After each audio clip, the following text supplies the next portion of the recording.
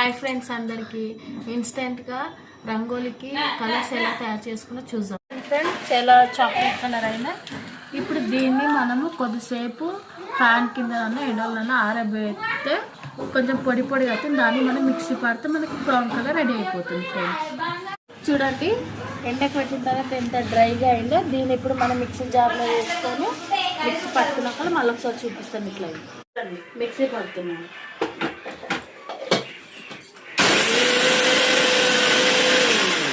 కదా, brown colour ready.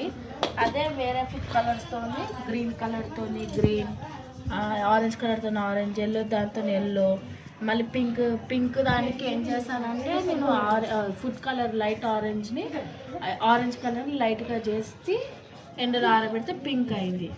ఇది ఏమో ఉజాలాని కలిపితే పర్పుల్ కలర్ అయింది. అలాగే మల్టీ కలర్స్తో మనం చేసుకోవచ్చు. డబల్ కలర్స్ని కూడా మనం డబల్గా కలర్ చేస్తే ఈ మెహందీ కలర్ అట్లా మన ఆప్షన్ని బట్టి మనకి ఏ కలర్ కావాలంటే ఆ కలర్స్ చేసుకోవచ్చు. Thank you for watching.